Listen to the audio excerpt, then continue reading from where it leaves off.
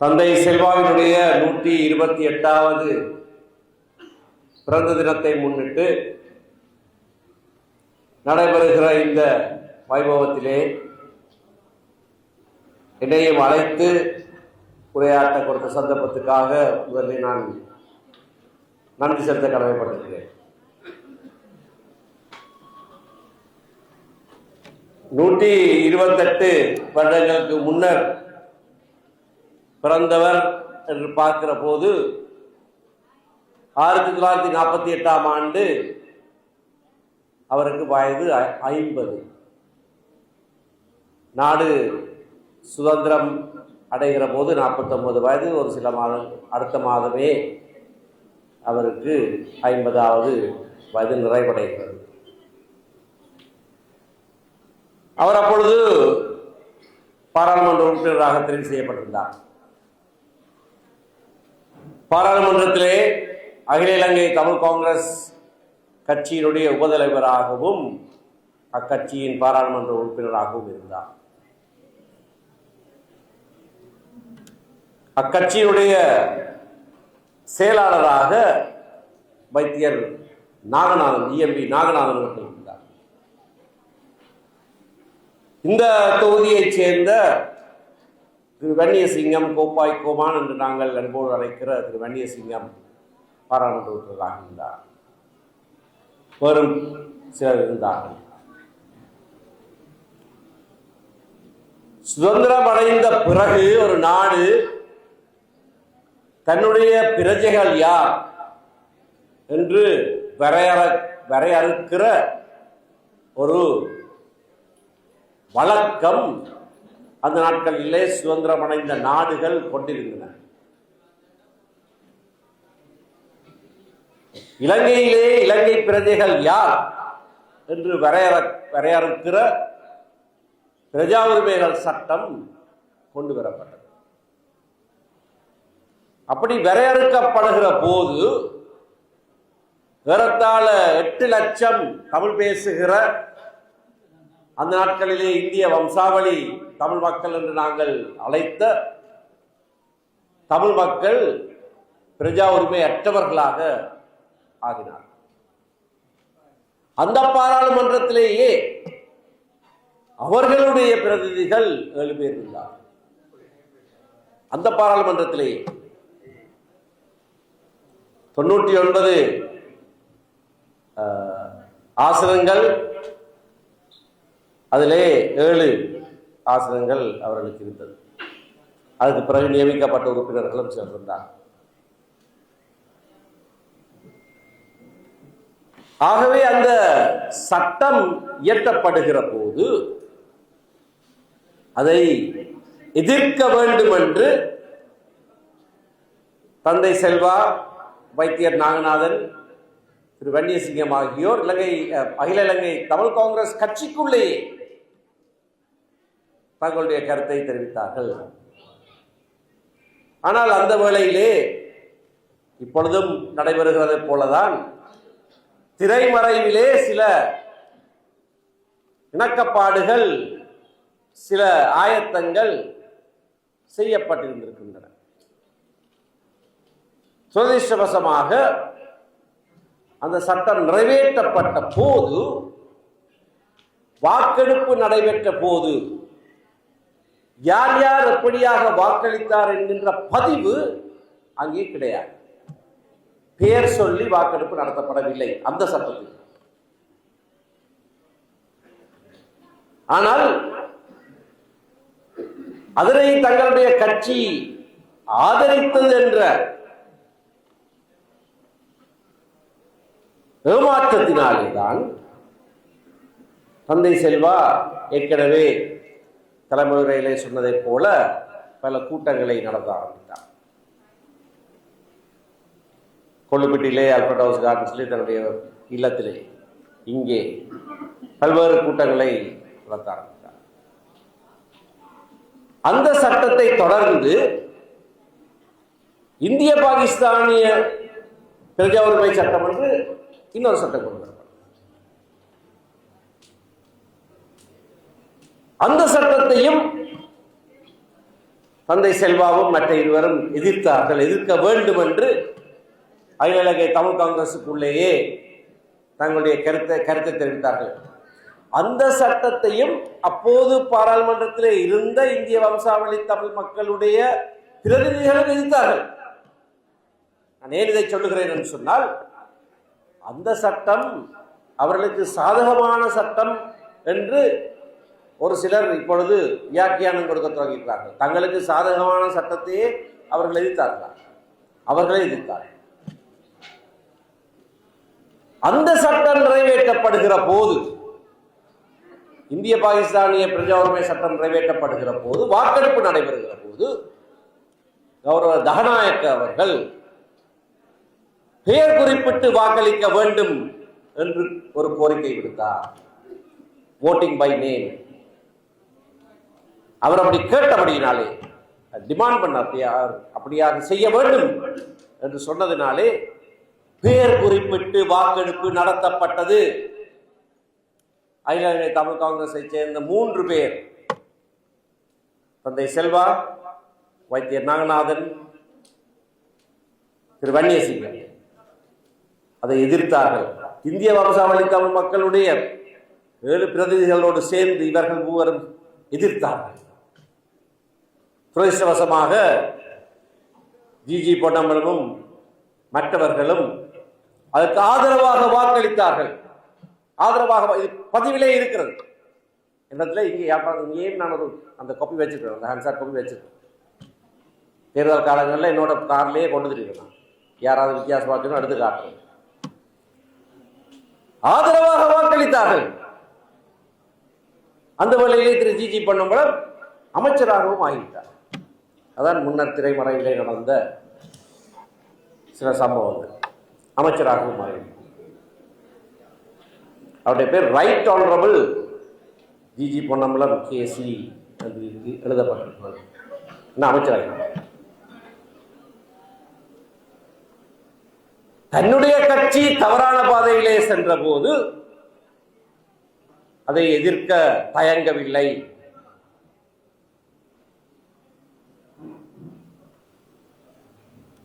கட்சி பிளவுபடுகிறது என்றெல்லாம் குய்யோ முய்யோ என்று குளறுகிறவர்கள் பலர் இருக்கிறார்கள்.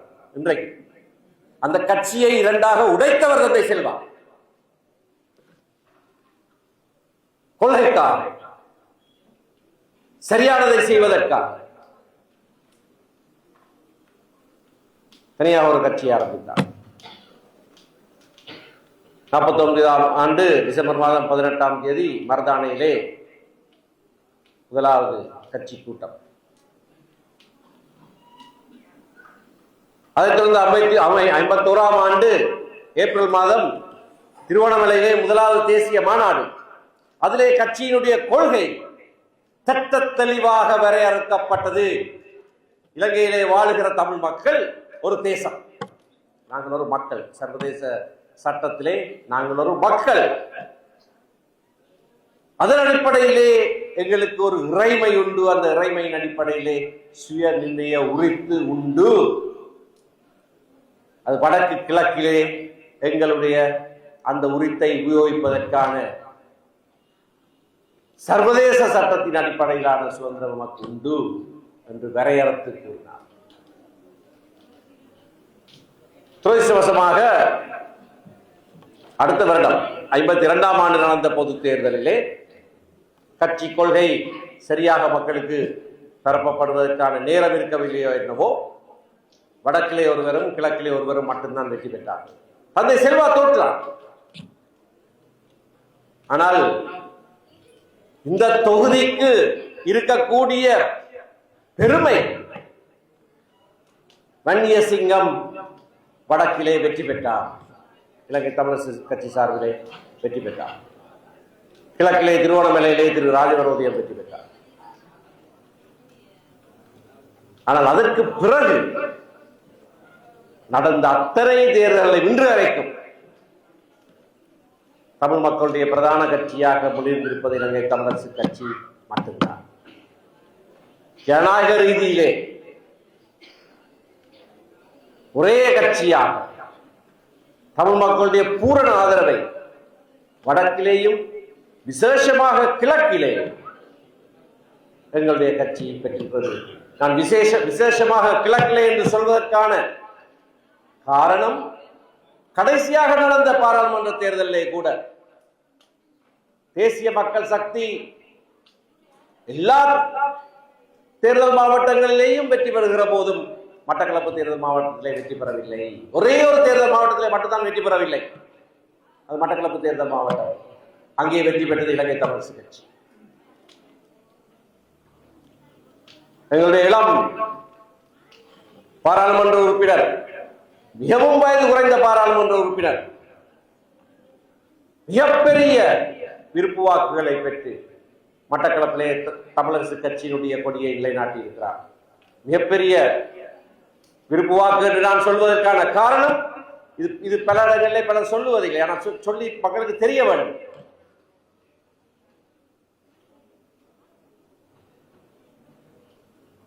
$65,000 விருப்பு வாக்குகளை திரு சாணக்கியன் ராசமாணிக்கம் பெற்றார். இரண்டாவதாக வந்தவரும் மூன்றாவதாக வந்தவரும் 21,000 19,000 விருப்பு வாக்குகளை பெற்றார். அவர்களை நான் இழிவுபடுத்துவதற்காக சொல்ல, அந்த இடைவெளியை சொல்லுகிறேன். மட்டக்களப்பிலே ஒரு மாவட்டத்திலேயாவது தேசிய மக்கள் சக்தியை வெற்றி பெறாமல் இலங்கை தமிழரசு கட்சியை வெற்றி பெற வைத்தது அந்த ஒருவருடைய உழைப்பு, இல்லை என்று எவருமே சொல்ல முடியாது. வாக்கெண்ணிக்கையை பார்த்தால் தெரியும். ஏன் சொல்லுகிறேன் என்றால், இளையவர்கள் முன்வருகிற போது, தந்தை செல்வா 56ஆம் ஆண்டிலே வேட்பாளர்களை நிறுத்திய போது அவருக்கு 60 கிட்ட வயதாகி, ஆனால் வேட்பாளர்கள் பெரும்பாலானவர்கள் 30 வயதுக்கு குறைந்தவர்கள், 20 சொச்ச வயசு உள்ளவர்கள் தான் மிக கூடிய எண்ணிக்கையான வேட்பாளர்கள் இலங்கை தமிழரசு கட்சியுடைய வேட்பாளர்கள் வெற்றி பெற்றவர்கள். அநேகமாக எல்லாரும் சட்டத்தரணிகள், VN நவரத்னம், அமிர்தலிங்கம் அவர்களை தெரிந்தெடுத்தார். இளம் சட்டத்தரணிகளை தெரிந்தெடுத்து நிறுத்தினார், அவர்கள் வெற்றி பெற்றார். நீண்ட காலம் கட்சியினுடைய கலங்கரை விளக்குகளாக திகழ்ந்தார் நாடு முழுவதிலே. இன்றைக்கும் அவர்களுடைய ஒவ்வொருவருடைய பேரும் பலர் சொல்லுவார்கள். இடையிலே நீண்ட காலம் இந்த கட்சி செயல்படாமல் இருந்தது உண்மை. ஆனால் மீண்டெழுகிற போது கட்சியை உருவாக்கினவருடைய வழியிலே நாங்கள் செல்லுகிறோம் என்றால் அதை நாங்கள் பின்பற்ற வேண்டும். கட்சி கோட்பாடுகளுக்கு மாறாக எவர் செயற்பட்டாலும் தந்தை செல்வா அவர்களை கட்சியை விட்டு நீக்க தயங்கவில்லை. அதற்கு வி நவரத்தினம் சிறந்த எடுத்துக்காட்டு. தந்தை செல்வாவினுடைய மூளை நவரத்ன திரையில இருக்கிறதுன்னு சொல்லுவார், தங்க மூளை. அந்த அளவுக்கு நெருக்கமானவர்கள். ஆனால் நவரத்னம் கட்சி கொள்கையை விட்டு விலகின போது ஒரு சுவாரஸ்யமான சம்பவம், 70ஆம் ஆண்டுகளிலே யாழ்ப்பாண தேர்தல் தொகுதியிலே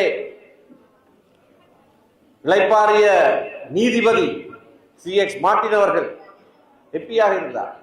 கட்சி கொள்கைக்கு மாறாக செயற்பட்ட போது சுவாரஸ்யமானது நான் சொல்றதுக்கு காரணம், கட்சி கூட்டத்திலே தந்தை செல்வா அவருடைய முதுகை தட்டி நீர் போகலாம், முதுகை தட்டி நீர் போகலாம், அவ்வளவுதான்.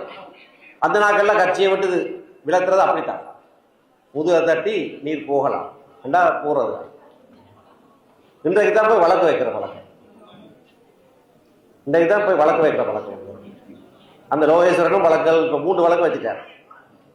2 நிராகரிக்கப்பட்டு 3வது இன்னிச்சிற நாட்கள் நிராகரிக்கப்படும். நான் ஏன் சொல்லுகிறேன் என்றால்,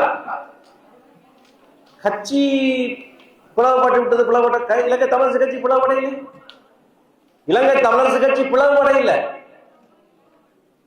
ஐயா சிவஞானம் கட்சி தலைமை பொறுப்பு எடுக்கிற போது உறுதியாக சொன்ன வார்த்தை அது, என்னுடைய தலைமையின் கீழே கட்சி ஒருமுகமாக இருக்கும், கட்டுக்கோப்பாக இருக்கும், ஆனால் ஒரு கட்சியாக இருக்கும். இன்று வரை அவரை காத்து வருகிறார், அவர் தொடர்ந்து அதை செய்வார். கட்சி பிளவுபடவில்லை. ஆனால் கட்சி பிளவுபடக்கூடாது என்பதற்காக கட்சி கொள்கைகளை மீறி செயற்படுகிறவர்களை நாங்கள் கட்சிக்குள்ளே வைத்துக் கொண்டிருக்க மாட்டோம். அது நடக்காது, அது நடக்காது. கட்சி கொள்கைகள் என்றால் கட்சியுடைய பாரம்பரியம் அதிலே சேர்ந்ததுதான். சுயதன் சொன்னதை போல மதுபோதைக்கு அடிமையாக கூடாது என்று நாங்கள் பிரச்சாரம் செய்கிறோம். அவர் சுருட்டன் சொன்னது ஒரு தவறு இருக்கு. அது என்னென்றா, மதுபானம் அருந்தக்கூடாது, சிகரெட் பிடிக்கக்கூடாது என்று கட்சி தீர்மானம் எடுத்தது. சிகரெட் பிடிக்கக்கூடாது தீர்மானம் எடுத்தபடியா சில பேர் சுருட்டுக்கு மாறிவிட்டார். அதான் நடந்தது. ராலாத சுந்தரம் அதுக்கு ஒரு உதாரணம். கட்சி சொல்லிட்டு இனி சிகரெட் பிடிக்கக்கூடாது, அதை என்ன செய்யறது, அப்ப சுருட்ட பத்து சின்ன டெக்னிக்கல். அப்ப இதெல்லாம் கட்சியினுடைய பாரம்பரியம். இதெல்லாம் மீறி செயற்படுகிறவர்கள் கட்சியில இருக்கலாம். கட்சி ஒரு முடிவெடுக்கிற வரைக்கும் கட்சிக்குள்ளே வித்தியாசமான எல்லா விதமான கருத்துக்களும் நிலவலாம், பேசப்படலாம், அடிபடலாம், மாற்று கருத்துக்கள் சொல்லப்படலாம். பூரண சுதந்திரம் உண்டு. ஆனால் முடிவெடுத்த பிறகு, கட்சி ஒரு முடிவெடுத்த பிறகு அனைவருடைய முடிவும் அந்த முடிவாகத்தான் இருக்க வேண்டும். வேறு முடிவாக இருக்கலாம், வேறு முடிவாக இருக்கலாம். ஜனாதிபதி தேர்தலில் நாங்கள் ஒரு முடிவெடுத்தோம். கட்சியினுடைய முடிவு, முடிவுக்கு மாறாக செயற்பட்டவர்கள் கட்சியில் இருக்கக்கூடாது, இருக்க முடியாது. எப்படி இருப்பது? ஒரு அரசியல் கட்சி, நாட்டில் நடக்கிற மிகப்பெரிய ஒரு தேர்தல், அது சம்பந்தமாக கட்சி ஒரு முடிவெடுத்த பிறகு மாறி செயற்பட்டு போட்டு தொடர்ந்து கட்சியில் இருக்கலாம். இருக்க முடியாது, இருக்கக்கூடாது. தந்தை செல்வாவினுடைய காலமாக இருந்தார். ஐயா சிவஞானம் கட்சியை கட்டுக்கோப்பா வச்சுக்கிறதுல கொஞ்சம் விலகுதன்மையை காண்பிக்கிறார். இப்ப தந்தை செல்வாவுடைய காலமாக இருந்திருந்தால் சிஎக்ஸ் மாநிலத்துக்கு நடந்திருக்கு. முதுரா தட்டி நீர் போகலாம் என்று சொல்லியிருக்கார்.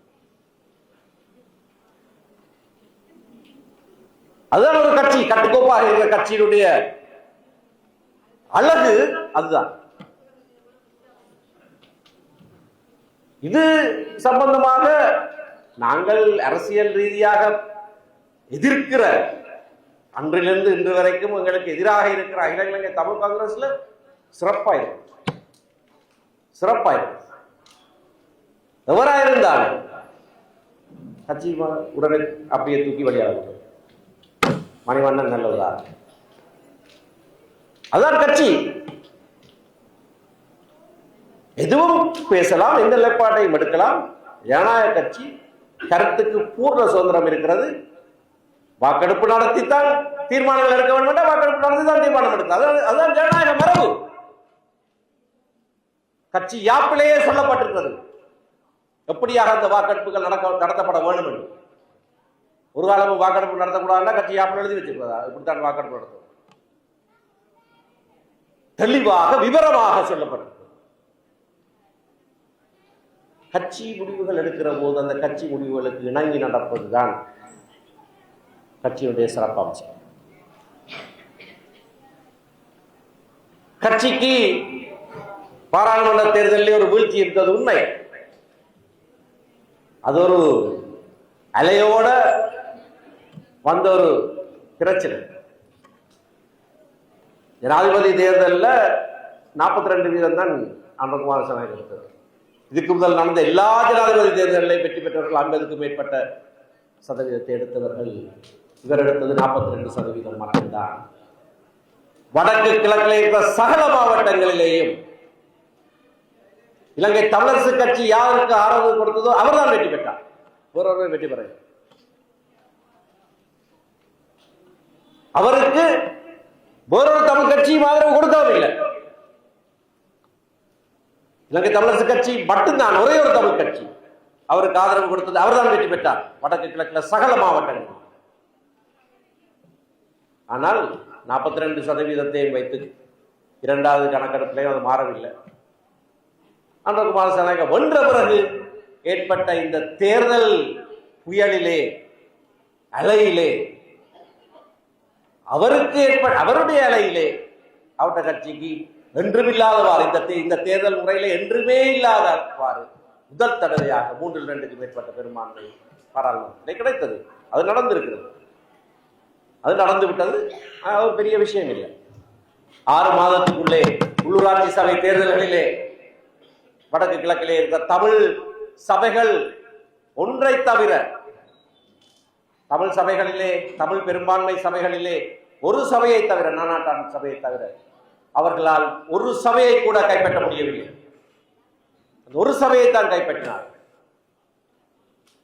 மிக கூடுதலான எண்ணிக்கை 34 சபைகள் இலங்கை தமிழரசு கட்சி வசமானது. மற்ற தமிழ் கட்சிகளுக்கு 3-4 என்று சில சபைகள். ஆகவே கொள்கை அடைவிலே தந்தை செல்வா எப்படியான கொள்கையை நிலைநிறுத்தினாரோ அந்த கொள்கை தமிழ் மக்கள் மத்தியிலே இன்றும் அசைக்க முடியாத கொள்கையாக இருக்கிறது. சமஷ்டி அடிப்படையிலே ஒரு அதிகார பகிர்வு இருக்க வேண்டும், வடகிழக்கிலே இருக்க வேண்டும் என்பதிலே இன்றைக்கும் தமிழ் மக்களுடைய அசைக்க முடியாத அரசியல் நிலைப்பாடாக இருந்து கொண்டேதான் இருக்கிறது. ஆகையினால் தான் அவர் தந்தை அந்த சிந்தனைக்கு, அந்த எண்ண கருவுக்கு வித்திட்டவர். அவர் சமஷ்டி இலங்கைக்கு பொருத்தமானது என்று அவர் முதல்ல சொல்ல. இந்த வருஷத்தோடு அதுக்கு 100 வயது. 1926ஆம் ஆண்டு SWRD பண்டாரநாயக்கா தான் இலங்கைக்கு பொருத்தமான ஆட்சி முறை சமஷ்டி முறை என்று இலங்கைக்கு சமஷ்டி முறையை அறிமுகப்படுத்தியதே SWRD பண்டாரநாயக்கா. 5 கடிதங்கள் எழுதினார் சிலோன் மார்னிங் லீடர் என்ற பத்திரிகை. 1926ஆம் ஆண்டு ஜூலை மாதம் யாழ்ப்பாணத்துக்கு வந்து ஒரு பேருரையை நிகழ்த்தினார். சமஷ்டி தான் நல்லது. இந்த வருடம் ஜூலை மாதத்திலே அதை ஒத்த ஒரு நிகழ்வை நான் நடத்த இருக்கிறேன். பண்டாரநாயக்கா அறிமுகப்படுத்தின 100 வருடங்களுக்கு பிறகு முடியுமானால் அவருடைய புதல்வியை அழைத்து அதே மாதிரியான உரையை நடத்த நான் முயற்சி செய்கிறேன். ஏனென்றால் அதை அறிமுகப்படுத்தியது ஒரு சிங்கள தலைவர். அது சிங்கள மக்களுக்கு கேடானதாக இருக்கவே முடியாது. சிங்கள தலைவர் அறிமுகப்படுத்துகிறது மட்டுமல்ல, ரணமோர் கமிஷனுக்கு முன்பாகவும் சோல்பரி கமிஷனுக்கு முன்பாகவும் கண்டிய தலைவர்கள் கேட்டது பெடரல் அமைப்பு. அவர்கள் இந்த சிங்கள மக்களுக்கு எதிரானதையா கேட்டார்? இதை சிங்கள மக்களுக்கு சொல்ல வேண்டும். நாங்கள் எங்களுக்குள்ளேயே குண்டு சட்டிக்குள்ளேயே குதிரை ஓடிக்கொண்டு எங்களுக்குள்ளேயே சொல்லிக் கொண்டிருந்தால் நடக்காது. உங்களுடைய தலைவர், உங்களுடைய தலைவர்கள் முதலாக பெடரல் முறைதான் சரியான முறை என்று தீர்மானம் நிறைவேற்றிய அரசியல் கட்சி இலங்கை கம்யூனிஸ்ட் கட்சி, வைத்திலிங்கம் கெனமன் ப்ரொபோசல்ஸ். ஆகவே இது தந்தை செல்வா 48ஆம் ஆண்டு, 49ஆம் ஆண்டு, 48, 49ஆம் ஆண்டுகளில் அவர் அதை ஏற்றுக்கொண்டு அதற்கான ஒரு கட்சியை ஸ்தாபித்தார். அது பெரும்பான்மையாக வாழுகிற சிங்கள மக்களுக்கு எதிரானதல்ல. அப்படியான ஒரு விஷம பிரச்சாரம் இத்தனை காலமாக நடந்து கொண்டிருக்கிறது. 77 வருடமாக நடக்கிறது. அதை நாங்கள் முறியடிக்க வேண்டும். இதை அறிமுகப்படுத்தியவர்கள், இதை முதலில் கொண்டு வந்தவர்கள் சிங்கள தலைவர்கள். அதனால சிங்கள மக்களுக்கு மாறானதாக இது ஒரு காலமும் இருக்க முடியாது என்கின்ற செய்தியை இந்த 100 ஆண்டுகளுக்கு பிறகாவது சமஷ்டி என்ற கொள்கையை, சமஷ்டி கட்சி என்ற பெயரை, எங்களுடைய கட்சியின் உத்தியோகபூர்வ பெயரே பெடரல் பார்ட்டியாக தான் இருந்திருக்கிறது. 70ஆம் ஆண்டு தேர்தல் முடிவுகளை பார்த்தீங்கன்னா FPSP தான் இருக்கு, பெடரல் பார்ட்டியை தான் இருக்கு உத்தியோகபூர்வ முடிவு. அந்த பெயரையே கொண்டிருக்கிற எங்களுடைய கட்சி அந்த விடயங்களை முன்னின்று வெளிப்படுத்த வேண்டும். தந்தை செல்வா அப்படியான ஒரு இறுக்கமான கோட்பாட்டை முன்வைத்து அதற்கென்று ஒரு அரசியல் கட்சியே ஸ்தாபித்து அந்த எண்ணக்கருவை இன்றைக்கும் தங்களுடைய தாரக மந்திரமாக தமிழ் மக்கள் கொண்டிருக்கிற போது அதை நிறைவேற்ற பண்ண வேண்டிய பொறுப்பு இன்றைய தலைமைத்துவத்துக்காவது இருக்கிறது. அதை நாங்கள் செய்ய வேண்டும். தலைமைத்துவம் மட்டுமல்ல, கட்சி தொண்டர்கள், கட்சி அபிமானிகள், இந்த கோட்பாட்டோடு இணங்குகிற அனைவரும் சேர்ந்து அதனை நிறைவேற்ற வேண்டும் என்ற செய்தியோடு மீண்டும் வாய்ப்புக்கு நன்றி செலுத்தி கொள்கிறேன். நன்றி.